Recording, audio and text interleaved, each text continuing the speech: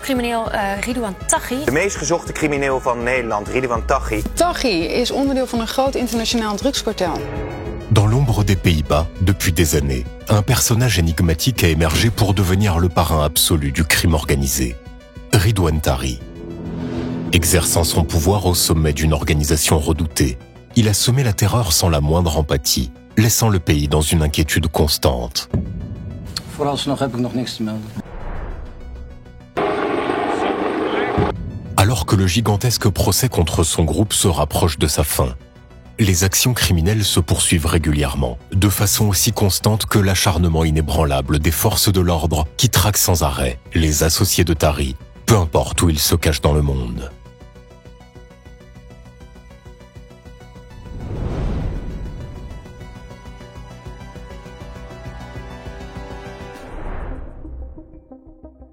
Revenons aux origines de son histoire.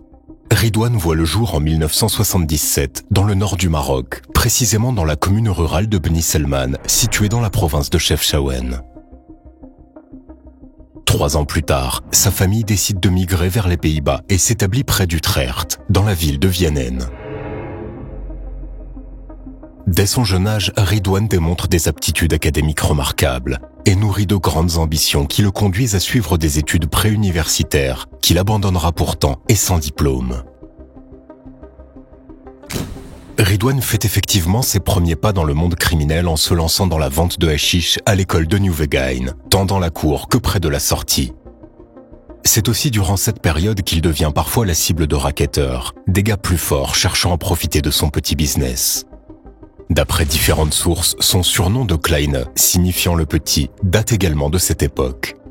Cependant, Ridouan, qui était autrefois un enfant timide et introverti, affiche désormais une détermination sans faille, souhaitant devenir un joueur de premier plan, et cela le mène inexorablement vers une carrière criminelle. Au début des années 90, il rejoint un gang de rue, les Bad Boys, composé d'une 50aine de jeunes issus de Nieuwegein, d'Utrecht et d'autres villes des environs.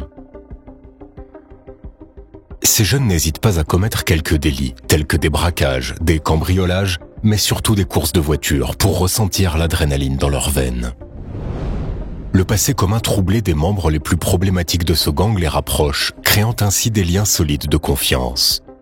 Peu de temps après, un noyau dur plus restreint se forme et Ridouan se voit progressivement attribuer le rôle de leader. Son ami d'Utrecht, Mao, joue un rôle clé en tant que bras gauche, qui est accompagné par son petit frère Mario, qui rejoint bientôt l'équipe.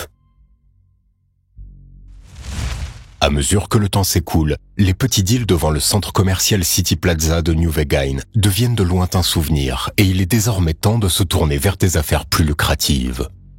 Ridouan, qui abandonne ses études avant même d'atteindre l'âge de 18 ans, perçoit de probables grandes opportunités avec le trafic de drogue.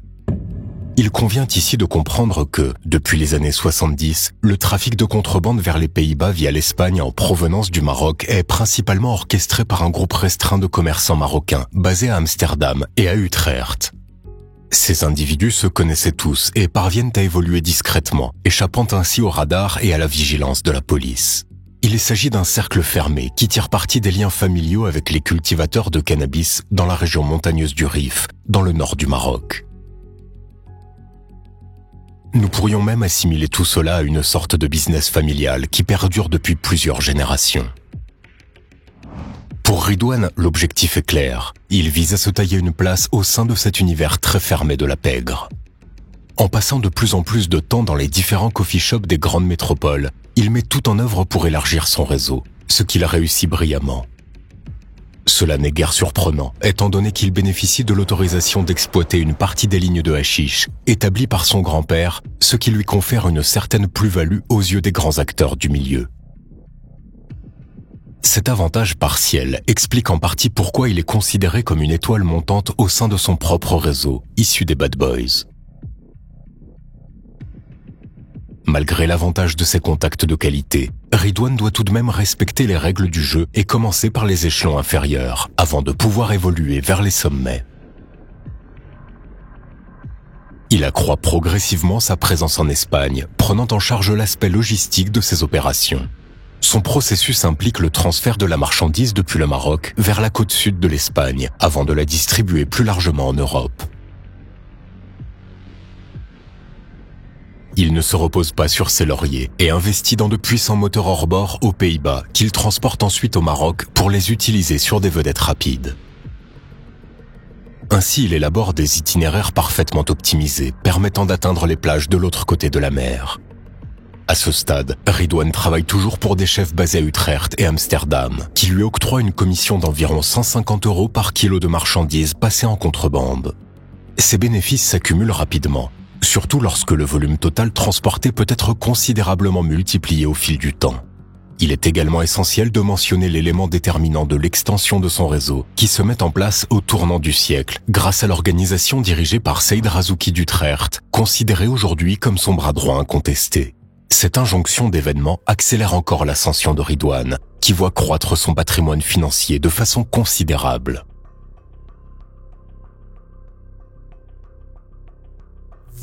En plus d'assurer le transport de blocs de hashish pour le compte de commanditaires néerlandais, Ridwan optimise habilement ses vedettes, en y ajoutant progressivement sa propre marchandise, qu'il achète auprès de fournisseurs marocains et qu'il écoule ensuite à des contacts dans les coffee shops.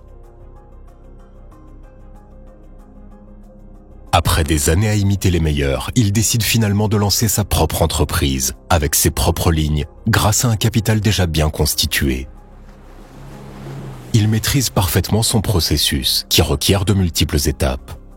En effet, assurer le bon fonctionnement de la logistique implique la présence indispensable d'une équipe de transporteurs compétents, d'une équipe spécialisée dans la récupération des blocs provenant des vedettes rapides, ainsi que d'une équipe chargée du transport terrestre, sans oublier l'infiltration dans le milieu de fonctionnaires corrompus.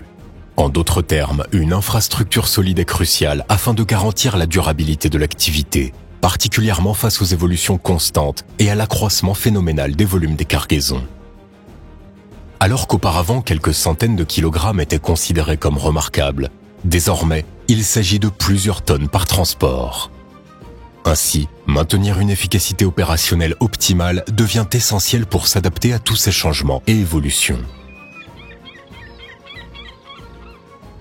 Mais le destin n'est pas toujours favorable pour Ridwan, car en 2004, il se retrouve suspecté dans une affaire pénale en Espagne. Selon les accusations, il aurait poignardé un agent d'Interpol dans un hôtel Ibis à Alicante. Conscient du risque d'être identifié et arrêté par les autorités locales, il décide de se rendre au Maroc. Et c'est de là-bas qu'il continue à orchestrer ses activités. Il est important de mentionner ici que plusieurs années plus tard, il sera finalement déclaré innocent dans cette affaire. Il n'est toutefois pas surprenant que Ridwan ait passé une grande partie de cette période au Maroc. En effet, à la fin des années 2000, une nouvelle génération de lamocros a émergé, celle-ci se tournant vers le commerce de la coke, offrant des profits astronomiques. Et le Maroc joue un rôle crucial en tant que maillon essentiel de la chaîne logistique de ce commerce lucratif, façonné par les nouvelles tendances des cartels d'Amérique du Sud qui exploitent de nouvelles routes pour arriver à acheminer leur poudre vers l'Europe. Il est important de prendre conscience de l'ampleur croissante des saisies des cargaisons dans les ports européens, ce qui conduit à une reconfiguration constante des itinéraires entre l'Amérique du Sud et l'Europe. Dans cette optique, de nombreux trafiquants ont opté pour l'utilisation des ports de l'Afrique de l'Ouest en tant que voie privilégiée en alternative. Ainsi, des commanditaires sont chargés d'acheminer la drogue vers l'Europe, en passant par le Maroc qui occupe une position stratégique clé pour faciliter ce transit. Effectivement, les membres de la Mocro-Mafia, présents à la fois au Maroc et en Europe, tirent pleinement parti de cette occasion. Leur présence dans les grands ports leur confère un avantage significatif pour faciliter le passage des produits des cartels vers le marché européen. Ridwan, toujours aussi déterminé, ne se contente donc pas de rester en arrière et progresse rapidement dans cette nouvelle ère. Il aurait alors pris une succession de décisions judicieuses, telles que l'acquisition de biens immobiliers, stratégiquement situés au Maroc, et la création d'un certain nombre d'entreprises spécialisées dans la pêche le long de la côte ouest du pays. Ces entreprises servant de couverture parfaite utilisent les pêcheurs comme des acteurs clés de sa logistique. Naviguant sans relâche sur leurs bateaux de pêche en mer, ils traquent avec acharnement les précieuses cargaisons qui doivent être transbordées, pour leur acheminement vers l'étape suivante de la chaîne d'approvisionnement. Pendant que ce phénomène prospère, la police aux Pays-Bas est en retard sur les événements, se concentrant principalement sur l'ancienne génération de criminels néerlandais qui font les gros titres des journaux.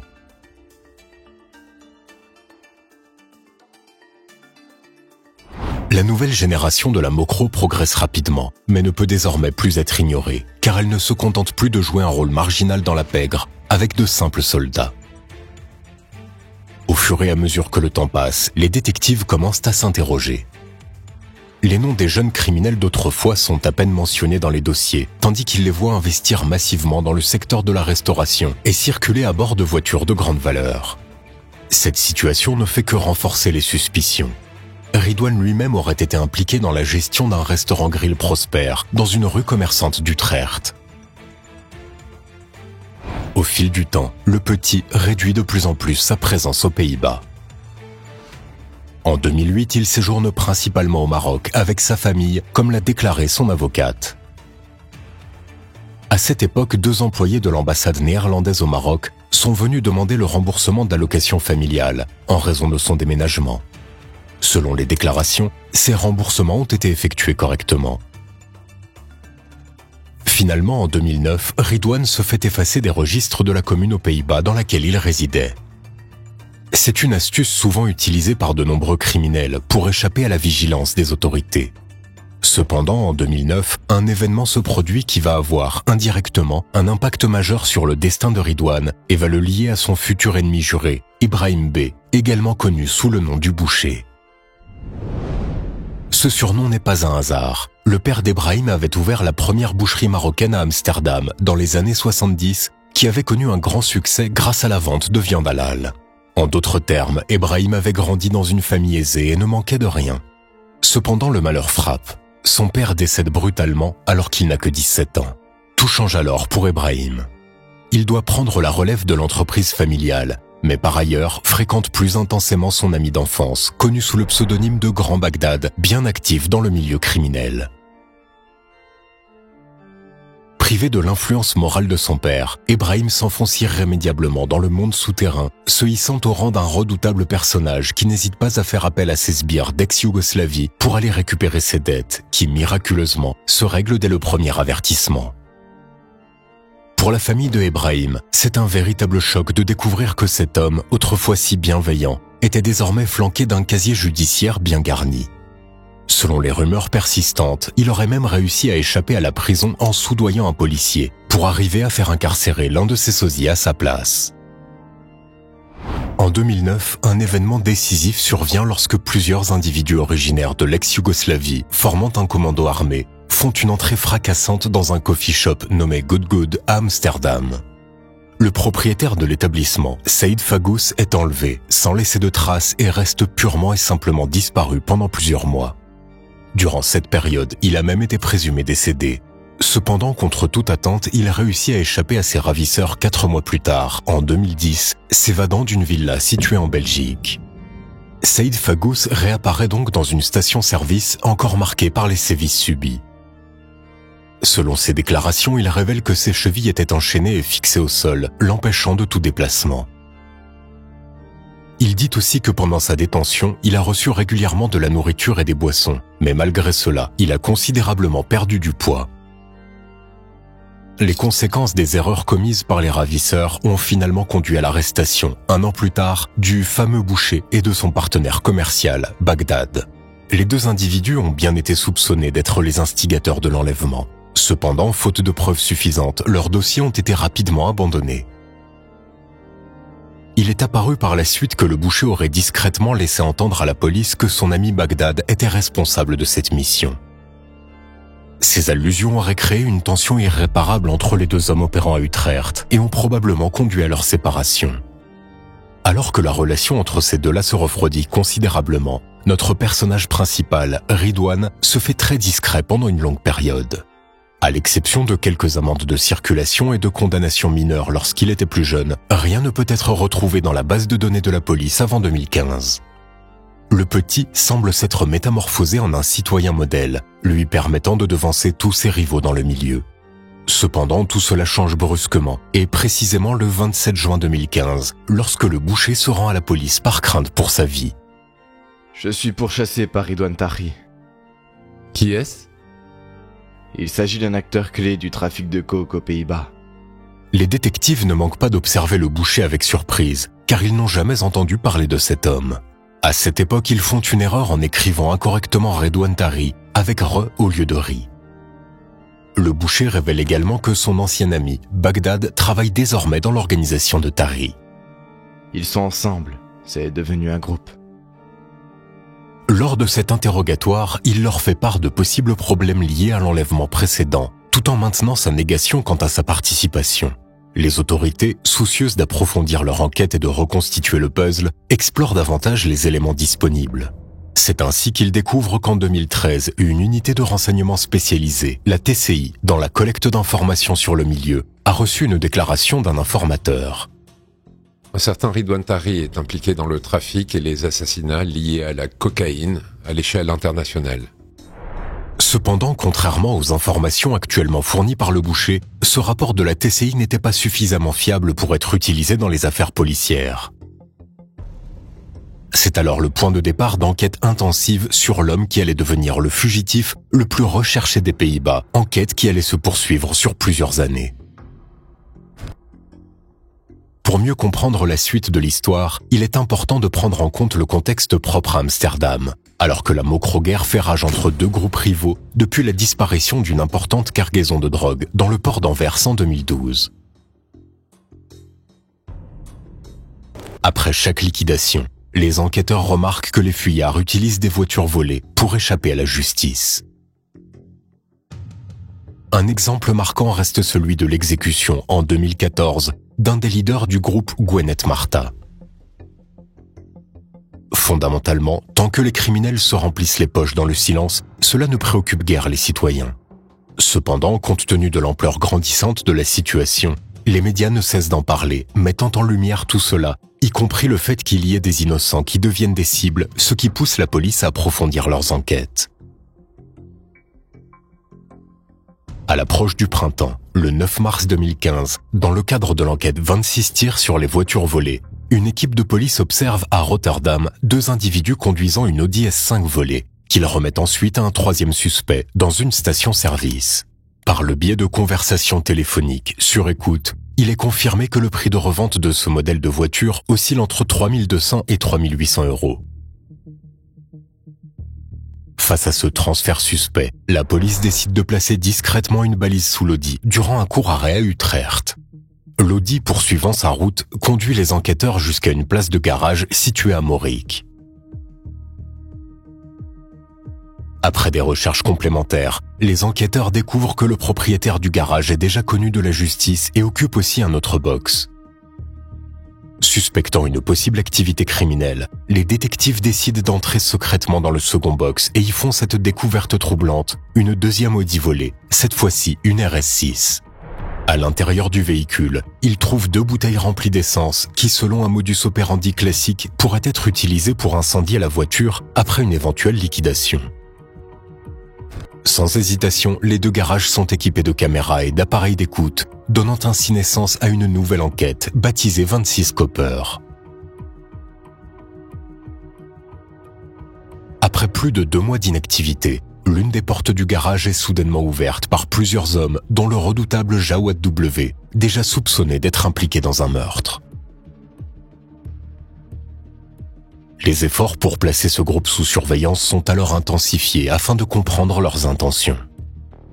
Au cours de la même journée, une conversation enregistrée révèle un problème avec la batterie de l'Audi S5, entraînant des difficultés de démarrage et d'éclairage.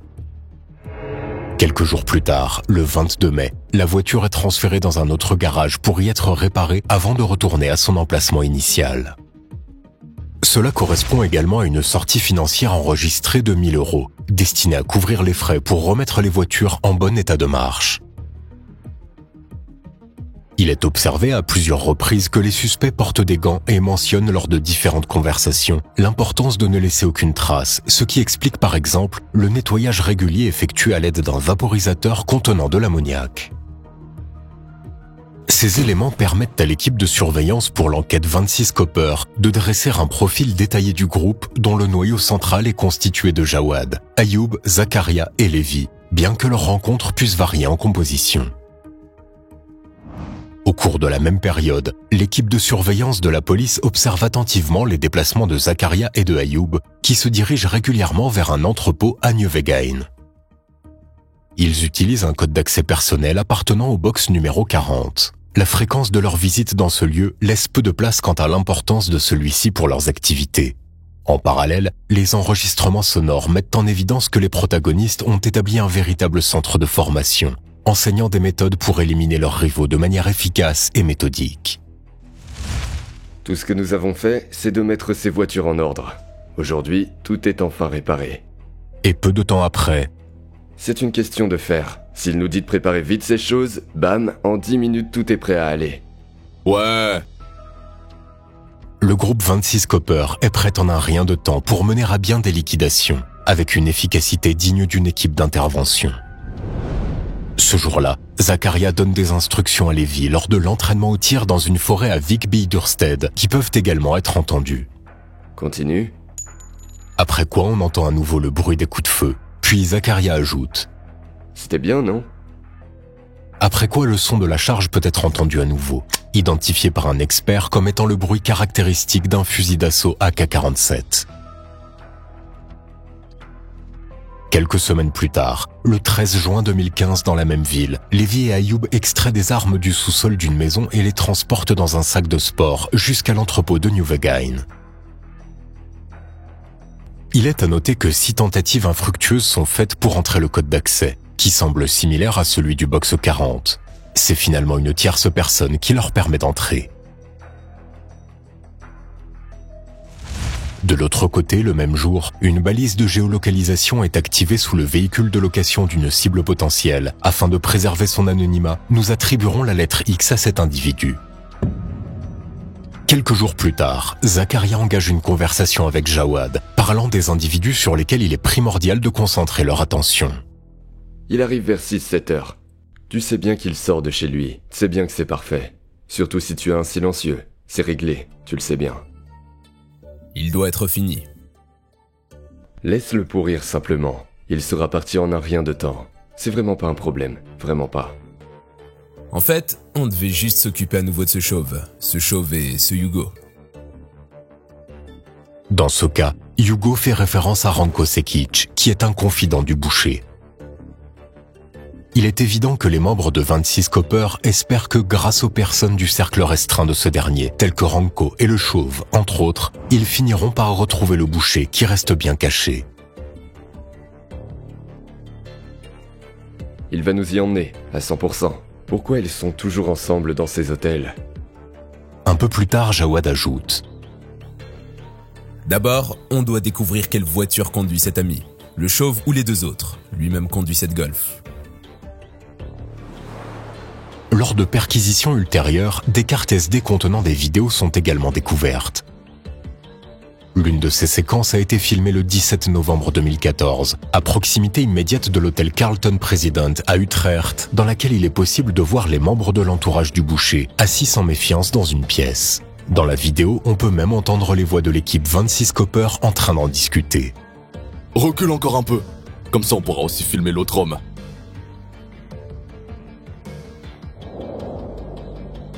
Revenons à la situation de juin 2015. Les détectives conscients de la balise qui a été placée et de l'observation du groupe 26 Copper connaissent les risques potentiels. Dans ce genre de situation, alors qu'une liquidation imminente est possible, ils prennent la décision d'avertir X. Ils savent que lorsqu'il est question de silencieux pour un pistolet, ce n'est pas pour faire des menaces.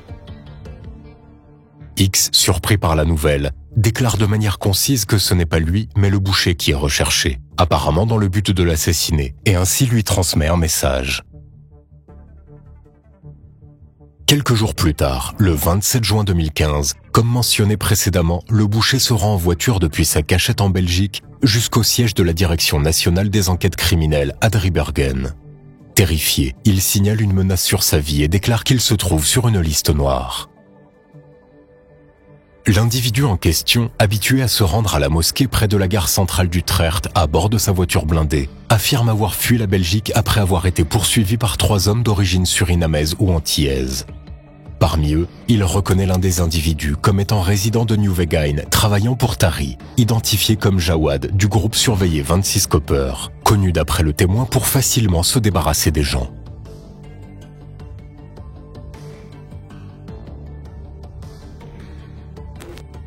Le 15 juin 2015, marquant la conclusion de l'enquête 26 Copper, la police réalise un coup de filet majeur.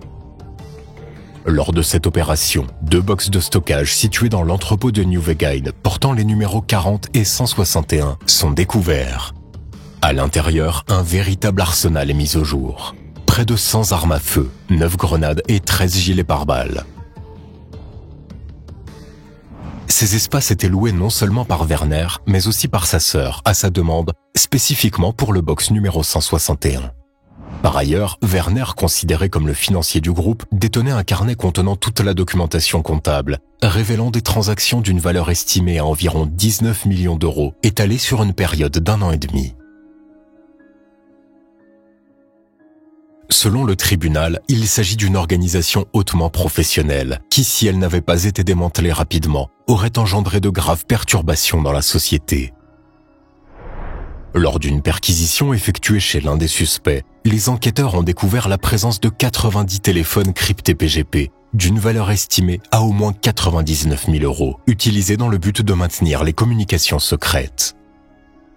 Suite à l'analyse du carnet saisi, il a été découvert qu'un paiement de 3 500 euros avait été effectué pour l'achat d'une Audi S5, ce qui correspond au montant évoqué précédemment. Après la découverte de la clé de l'Audi, il était évident que celle-ci ne pouvait pas être utilisée pour ouvrir ou fermer la voiture électroniquement. Cela indique clairement que la clé avait été falsifiée. Lors de son témoignage devant le tribunal, Zakaria a déclaré qu'il se limitait aux travaux de réparation des voitures destinées à la vente, sans avoir connaissance de leur provenance. Cependant, il est devenu plus réservé lorsque le tribunal lui a demandé des éclaircissements sur une conversation enregistrée, dans laquelle il suggère à son interlocuteur qu'il serait préférable de tirer à l'arrière de la tête, sinon il ne pourrait jamais oublier le visage de la victime. Je ne m'en souviens pas. Cela n'a rien à voir avec les liquidations. Avec quoi alors ? Droit au silence.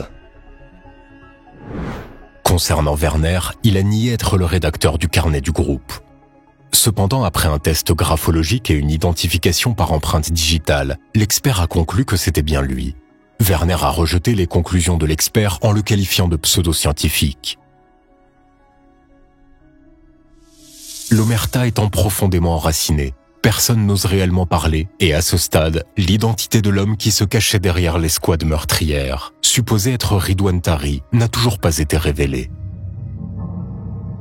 De plus, il a été constaté que certains anciens membres des Bad Boys étaient présents dans le groupe 26 Copper, qui, selon les enquêteurs, ne serait qu'une unité prenant les mesures nécessaires en cas de conflit avec des rivaux de l'organisation de drogue dans son ensemble.